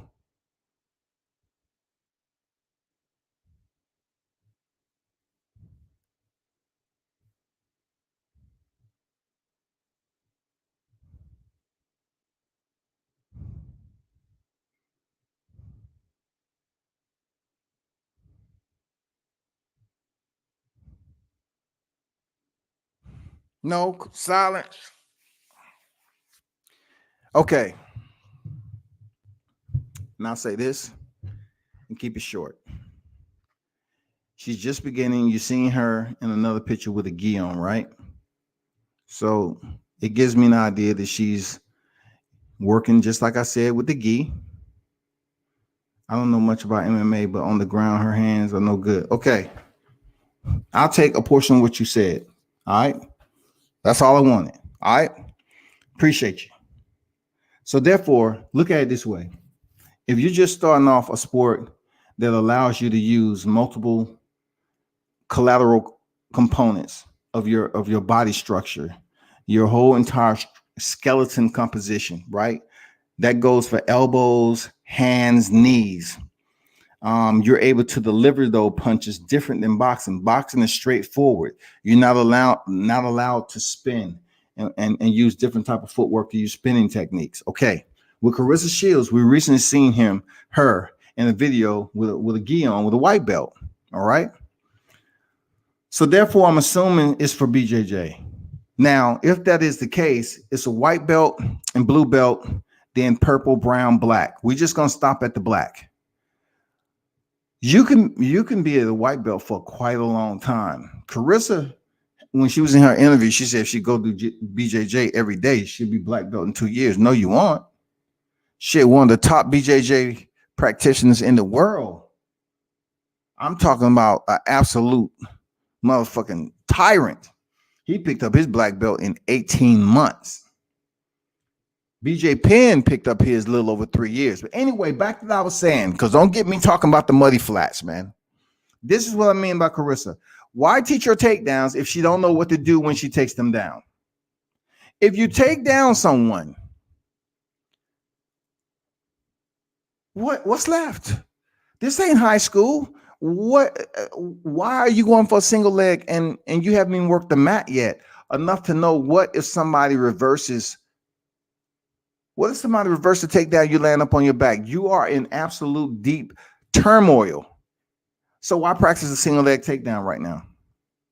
If she doesn't have the wrestling mitts on, if she doesn't have her wrestling shoes on, and it's not full blown wrestling class, what's going on? Because if you take somebody down to the ground, what's next? What are you going to do? The first thing you're going to do is go for a punch? And you don't know why someone's turning their body into you and throwing up their legs and grabbing a hold of your arm or whatever the case they're trying to do? I mean, it doesn't make any sense to me for her to be in such an embryonic stage in her mixed martial arts training to be going in for a single leg takedown remediation. That's all. But John Jones, he's been in the game. He knows what he's doing. I think a lot of this shit is for the gram.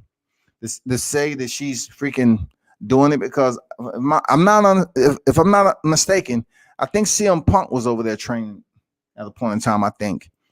And we saw what happened to him. Straight murder. Mickey Gall subbed his ass out. But I appreciate that. He partially that was right. I don't know much about MMA, but on the ground, her hands are no good. Her hands are still good on the ground because you definitely got to use your hands once you get on the ground for control of the wrist, the bicep, the frame up, all of that. Cross face. There's so many areas that you will have to use to basically set up submissions. You know what I'm saying? Your hands are touching someone else's feet. Your hands can touch so many parts of someone else's body to advance a position to set you up for a submission. Position before submission.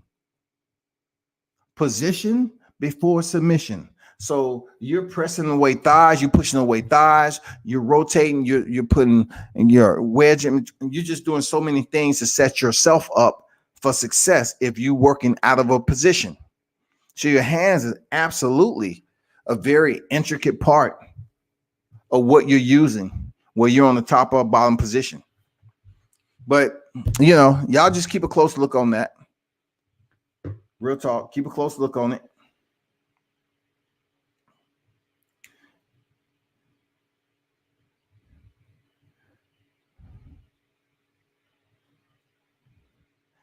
And I don't know, have y'all looked at my new video with Roy Jones Jr. this weekend? But I definitely want to give a shout out to Roy Jones Jr.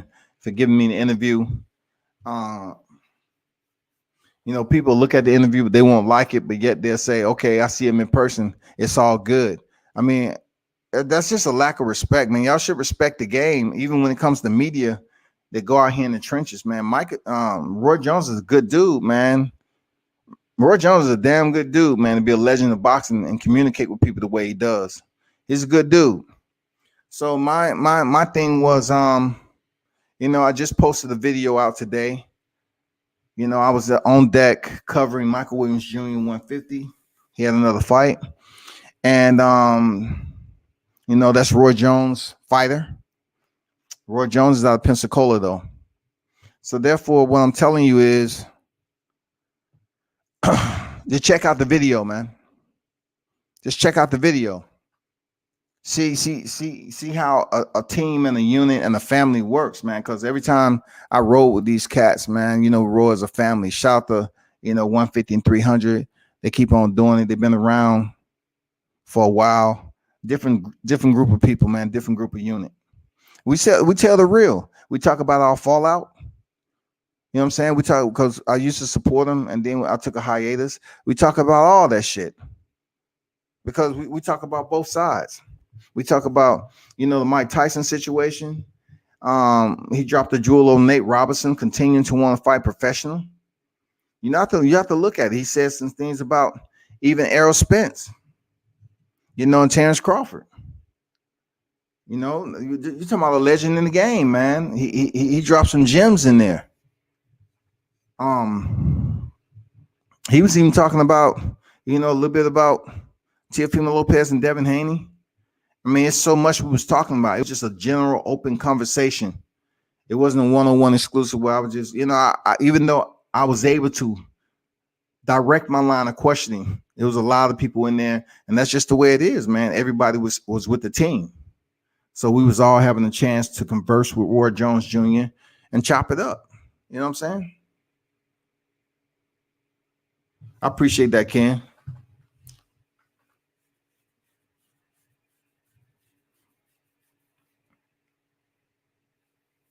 Every cut she get in MMA takes away for her longevity in boxing. I mean, that's if she's willing to get cut, man.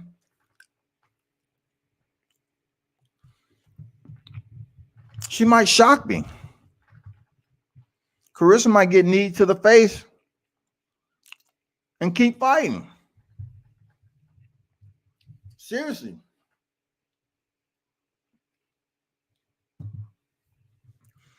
She might do it.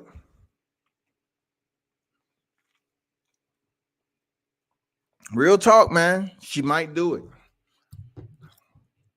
I don't know, bro. I can't tell you. But check out my new vid that I posted. My interview with Roy Jones Jr. I got some more that's coming out. I'm waiting on a big one coming up this week. I just have to with the people I'm dealing with, I just have to wait. They give me the green light. I think y'all gonna really like that. Check out my pictures. I'm gonna try to slice my pictures up, put them out on IG. And sometimes I would like to make a video format of it. You know what I'm saying? And put it out here on YouTube, but I'm not sure if people look at it like that unless they know somebody or it's somebody important. But that would be interesting.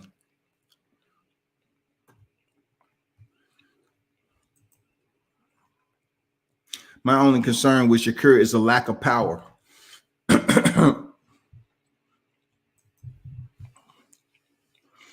Let me do something right quick.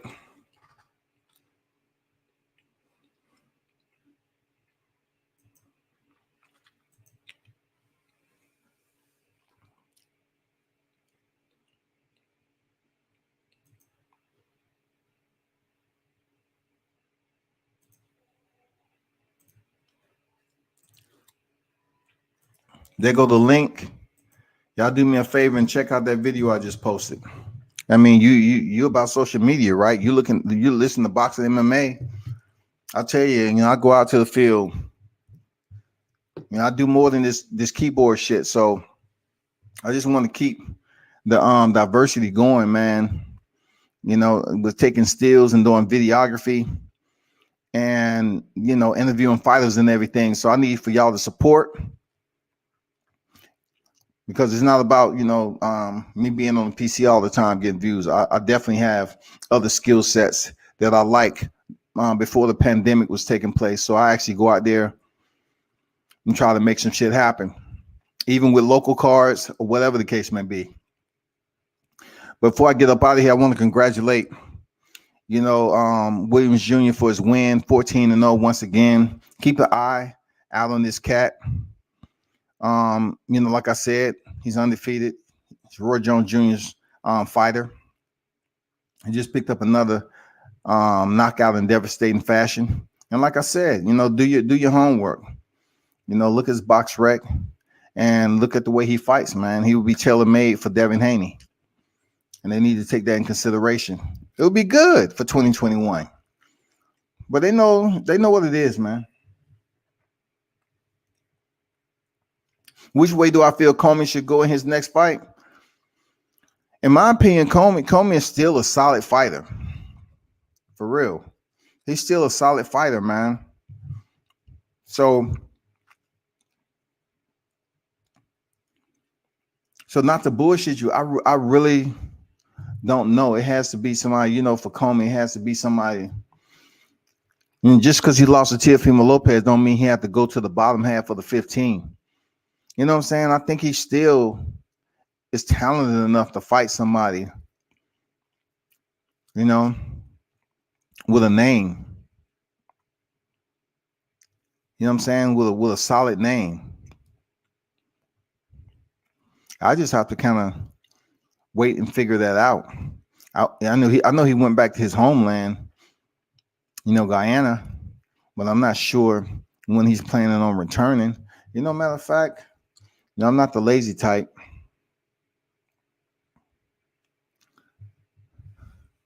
I'm gonna look it up right now and see if he has a fight schedule. I mean, the keys are right here at my access, so I have to look up some shit. Let the audience know if it's accessible. You know what I mean? So Richard Comey,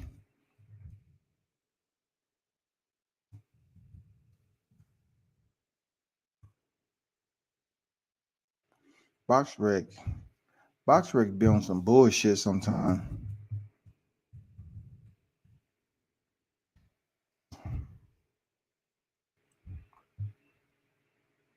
So Richard Comey, 33 years old, he still had some, he had some life left in the tank. But his last fight, of course, was last December. It's been a year, he's been out the ring tomorrow a year. So he definitely will be coming back over. I truly think Richard Comey. Let me see if I remember somebody sending me something.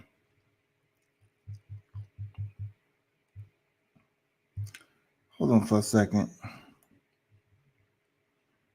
I think Richard Comey name has popped up.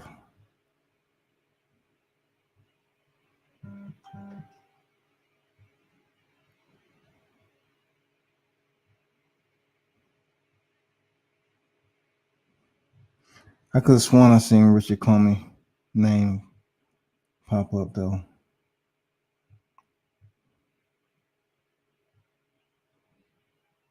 It did, people. See, that's why I'm not lazy. So to answer your question there, Ken,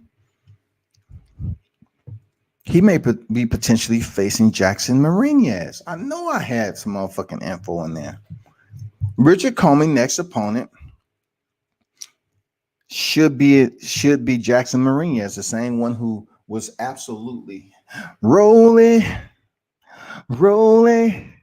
in a robbery.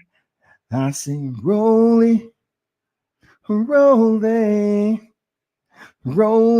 a robbery.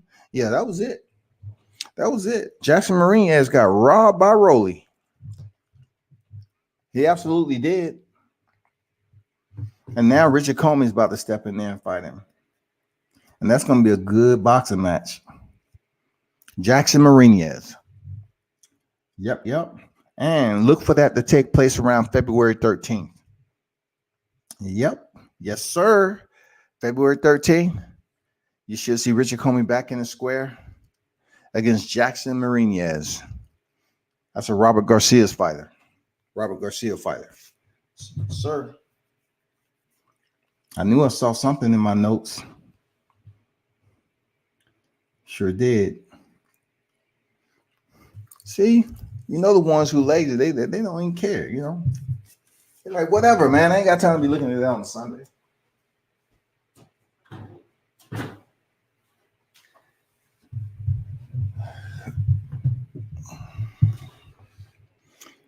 Was that all? Hold up for a second. Was that all? Let me see.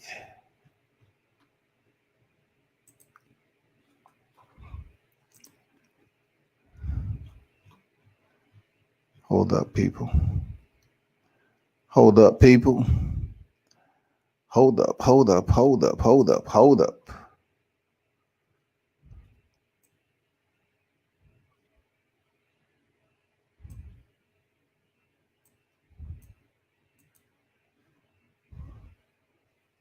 Yeah, I think that's it for now. But man, it's been a pleasure speaking with y'all. You know what I'm saying? Another one on deck. Unfortunately, people, I have to depart the area. I have to pop the hatch and jump out and make sure I land on the coordinates that was given to me on the LZ and go take care of this operation. I shall fly back in sooner or later. I definitely will give you an ETA via thumbnail etiquette. But you all stay tuned, man. Continue to support World Combat Sports. Sub and like. I appreciate everyone who pulled up today and, discuss this boxing shit. I know I've been gone most of the time. Listen, hey, it's to get content for y'all. So be sure to check out my Facebook page too, World Combat Sports, so I can, put some, I put a lot of my content out on my Facebook page because you don't have to join. You can just check out the page and it's there. You know what I'm saying? So y'all be sure to check that out, man. Stay safe, enjoy yourself, and have a wonderful week.